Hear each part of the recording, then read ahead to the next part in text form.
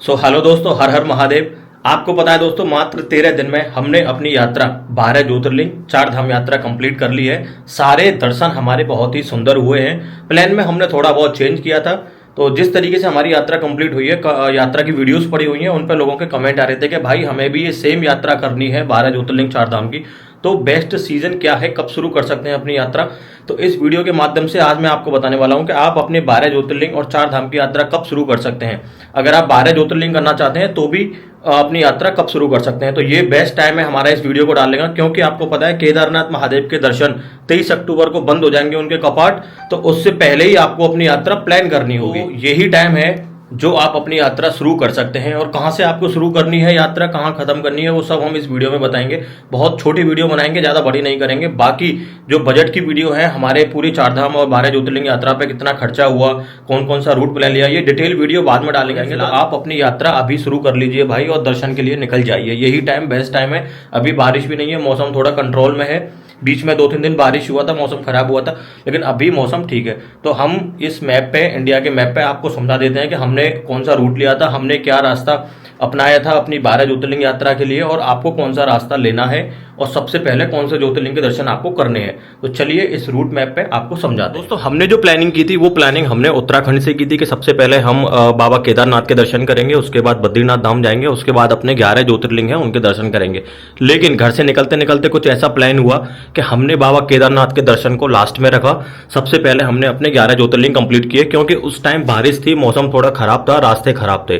तो 10-15 दिन में वो रास्ते रिकवर हो गए, ठीक हो गए, इसलिए फिर हमने ये प्लान किया। लेकिन अभी यात्रा चालू है, यात्रा को रोका नहीं गया है। जो भी रास्ते खराब हुए थे उनको बना दिया गया है साथ के साथ, और वहां की सरकार पूरा काम कर रही है इस चीज पे। तो जो 4 धाम यात्रा है उसको बरकरार रखा गया है। एक्चुअली 4 धाम यात्रा इसलिए बरकरार रखा गया है क्योंकि छोटे वाले 4 धाम यात्रा जो गंगोत्री, यमुनोत्री और केदारनाथ, बद्रीनाथ, उसके लिए ये यात्रा रास्ते जो हैं खोले गए हैं। लेकिन मैं बात कर रहा हूं अभी बड़े 4 धाम की। ऊपर बद्रीनाथ धाम, यहाँ जगन्नाथपुरी, नीचे रामेश्वरम और गुजरात में द्वारका। तो चलिए बात करते हैं। अगर आप उत्तराखंड के किसी पास स्टेट में ही हैं तो आप अपनी यात्रा सबसे पहले उत्तराखंड से ही शुरू करें, केदारनाथ धाम से, क्योंकि वहां टाइम का कुछ नहीं पता, कब बारिश आ जाए, कब मौसम खराब हो जाए और कब रास्ता दोबारा बंद हो जाए। तो आप अपनी यात्रा शुरू करेंगे केदारनाथ धाम से, और ये टाइम अभी ठीक टाइम है, बहुत अच्छा टाइम है अपनी यात्रा, क्योंकि बाकी सारे जो भी ज्योतिर्लिंग है वहां आपको रास्ते की कोई हेडक नहीं लेनी।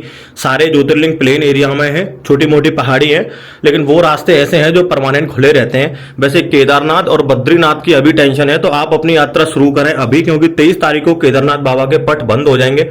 अभी यात्रा शुरू करके सबसे पहले दर्शन करिए केदारनाथ धाम के, उसके बाद आप निकल जाइए बद्रीनाथ धाम। बद्रीनाथ धाम के दर्शन करके आप आ जाइए यूपी में वाराणसी, काशी विश्वनाथ के दर्शन करिए। काशी विश्वनाथ के दर्शन के बाद आपको जाना है झारखंड, देवघर, जहां आप बाबा बैद्यनाथ के दर्शन करके आ जाएंगे नीचे उड़ीसा। यहाँ आप दर्शन करेंगे पुरी, जगन्नाथपुरी, जगन्नाथ भगवान के। उसके बाद आप आ जाएंगे नीचे आंध्र प्रदेश में। आंध्र प्रदेश में आप श्री साइलम जाएंगे, वहां आप मल्लिकार्जुन ज्योतिर्लिंग के दर्शन करके उसके बाद आप यहाँ 7 नंबर जो हमने पॉइंट डाला है वो है तिरुपति बालाजी, वो आंध्र प्रदेश में ही है। अगर आप चाहें तो अपनी यात्रा में तिरुपति बालाजी के भी दर्शन कर सकते हैं। तिरुपति बालाजी के दर्शन करने के बाद आप आ जाएंगे नीचे रामेश्वरम। रामेश्वरम एक धाम भी है और एक ज्योतिर्लिंग भी है। यहाँ आपका एक धाम और एक ज्योतिर्लिंग भी कंप्लीट हो जाएगा। रामेश्वरम ज्योतिर्लिंग के दर्शन करने के बाद अगर आप चाहें तो केरला को भी अपनी यात्रा में ऐड कर सकते हैं। हमने भी किया था केरला की राजधानी तिरुवनंतपुरम को, जहां पर एक विष्णु भगवान का बहुत ही प्यारा मंदिर है, पद्मावत स्वामी टेम्पल, जिसे कहा जाता है एशियाज रिचेस्ट टेम्पल।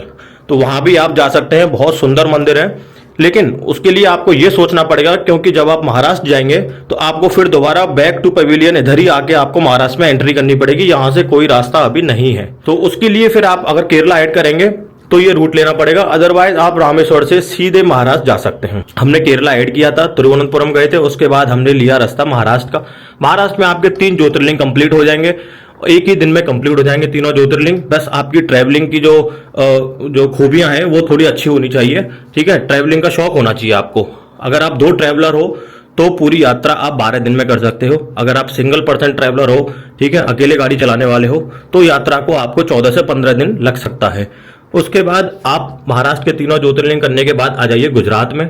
गुजरात में आपके 2 ज्योतिर्लिंग और एक धाम कंप्लीट हो जाएंगे, द्वारिका, नागेश्वर ज्योतिर्लिंग और सोमनाथ ज्योतिर्लिंग। गुजरात के एक धाम और दोनों ज्योतिर्लिंग कंप्लीट करने के बाद आप एंट्री मार लीजिए मध्य प्रदेश में। यहाँ आप सबसे पहले जाइए ओमकारेश्वर ज्योतिर्लिंग। ओमकारेश्वर ज्योतिर्लिंग के बाद महाकालेश्वर। महाकालेश्वर के बाद आप अपनी यात्रा संपूर्ण अपने घर पे जाके कर सकते हैं। तो इस तरीके से ये हमने जो रूट लिया था वो भी यही था और वही रूट हमने आपको बताया है। इसकी डिटेल वीडियो जो हम अपनी गूगल की टाइमलाइन शेयर करेंगे आपके साथ, वो वीडियो भी नेक्स्ट जल्दी ही आएगी।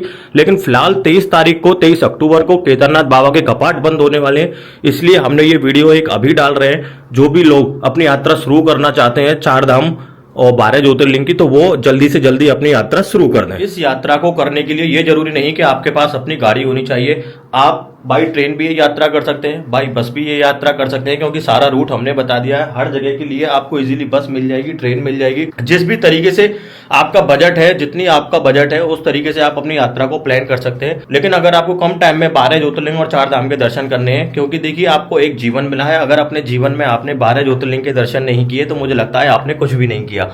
ठीक है, तो ये यात्रा एक बार टाइम निकाल के जरूर करिए। ठीक है, जैसे भी टाइम निकाल पाए। देखिए हमने भी टाइम निकाला, अपने बिजी शेड्यूल में से भगवान भोलेनाथ के लिए टाइम निकालना पड़ेगा। मैं आपको एक चीज बता दूं, इस सब के लिए पैसे का होना जरूरी नहीं है, भगवान भोलेनाथ के बुलावे का जरूरत है।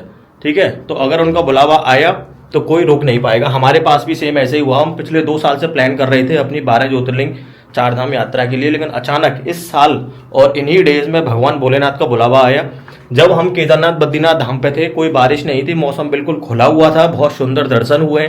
जैसे ही वहां से वापस आए तुरंत बारिश आ गई है, स्नोफॉल हुआ है। तो ये कभी कभी लगता है कि ये बाबा का चमत्कार है और कुछ भी नहीं है। तो हमारे दर्शन बहुत सुंदर हुए। बजट की अगर मैं बात करूं तो हम 4 लोग थे गाड़ी में, बड़ी गाड़ी थी XUV 700। अगर मैं डीजल की बात करूं तो मोटा मोटी 80,000 रुपये का हमारा डीजल लगा उसमें। अगर मैं टोल टैक्स की बात करूं तो 3,000 रुपये वाला जो एनुअल पास है उसने ही काम किया, कहीं हमें टोल में कोई पैसा नहीं देना पड़ा। शायद 400-500 रुपये का हमने रिचार्ज उसमें डाला था। तो कुछ 1-2 हाईवे ऐसे थे जहाँ छोटा मोटा अमाउंट उसमें से डिडक्ट हुआ है। अगर मैं होटल्स की बात करूं तो मात्र 30,000 रुपये का खर्चा हमारा होटल्स में आया, क्योंकि 2 रात तो हम अपनी गाड़ी में ही सोए थे, बाकी 10 दिन हमने होटल लिए हैं। तो 3,000 रुपये का अप्रॉक्स होटल रूम था बजटेड। ठीक है, तो 30,000 रुपये का खर्चा हमारा वो है। अभी बात कर लेते हैं खाने की। तो खाना आपके ऊपर डिपेंड है, आप अपनी गाड़ी में फूड लेके जाते हैं या बनाते हैं खुद से, या फिर कैसे होटल पे खाते हैं, वो सब आप एवरेज लगा लेना। 10 से 15 दिन में आपकी ये यात्रा पूरी हो जाएगी। तो खाना है आप एक दिन में 2,000 रुपये एवरेज पकड़ सकते हो 2 लोगों का।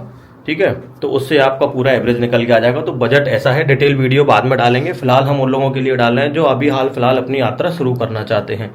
तो फटाफट से भाई बैग उठाइए और भगवान भोलेनाथ के आशीर्वाद के लिए निकल जाइए। बहुत ही सुंदर अद्भुत यात्रा ये आपकी हो जाएगी, मैं बता रहा हूँ सीरियसली। कहीं कोई दिक्कत नहीं होगी। बाकी सारे रास्ते बारिश की वजह से थोड़े से खराब हैं, लेकिन रुकावट कहीं नहीं आएगी। चलते हुए रास्ते हैं, कहीं कोई पुलिस परेशान नहीं करेगी।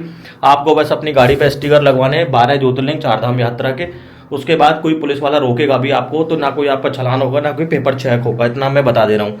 ये सब भोलेनाथ के आशीर्वाद। हमें भी रोका गया था कई जगह, लेकिन जब वो पूछते थे कि आप 4 धाम और 12 ज्योतिर्लिंग कर रहे हैं तो ग्रीन झंडी हमें मिलती थी। लेकिन अपने डॉक्यूमेंटेशन पूरे करके जाइए अपने घर से, समय का कुछ नहीं पता। इससे पहले भी हमने अपना इंडिया टूर किया है। हमने मात्र 42 दिन में भारत के 28 राज्य और उनकी राजधानी और 6 केंद्र शासित प्रदेश अपनी मारुति ऑल्टो से कवर किए थे। और ठीक उसी के बाद अब ये हमारा प्लान बना था 12 ज्योतिर्लिंग 4 धाम का, ये भी कंप्लीट हो गया है। इसमें भी हमने एक रिकॉर्ड बना दिया है। अगर मैं 11 ज्योतिर्लिंग की बात करूं केदारनाथ धाम हटा के, तो 11 ज्योतिर्लिंग हमारे 11 दिन में कंप्लीट हो गए। और अगर मैं 12 ज्योतिर्लिंग और 4 धाम की बात करूं तो 13 दिन और 14 घंटे में हमारे 12 ज्योतिर्लिंग और 4 धाम कंप्लीट हो गए, जो एक नया रिकॉर्ड बनने जा रहा है इंडिया में। अभी हम अप्लाई करेंगे रिकॉर्ड्स का। बाकी सारे हमारे इंडिया के रिकॉर्ड्स इधर लगे हुए हैं, आपको एक बार दिखा देता हूँ। ये देख लीजिए दोस्तों, ये सारे हमारे इंडिया टूर के जो भी रिकॉर्ड्स थे, Asia book of record, India book of record, ये नेहा दूपिया जी से हमें जो भी है, ग्रेट खलीजी है इधर, तो ये सब हमारा पूरा अचीवमेंट इधर लगा हुआ है। और फिर से जो हमने 12 ज्योतिर्लिंग 4 धाम यात्रा की है, इसमें भी हमने एक छोटा सा अचीवमेंट अपना कर लिया है। तो हम धीरे धीरे अप्लाई करेंगे, हमारे सर्टिफिकेट आएंगे, उनको हम जो खाली जगह पड़ी है वहाँ लगा देंगे। तो कैसा लगा दोस्तों आपको हमारा ये ब्लॉग, फटाफट बताओ। और आप अपनी 12 ज्योतिर्लिंग 4 धाम यात्रा पे कब जा रहे हैं, कमेंट बॉक्स में फटाफट बताओ। सो हर हर महादेव।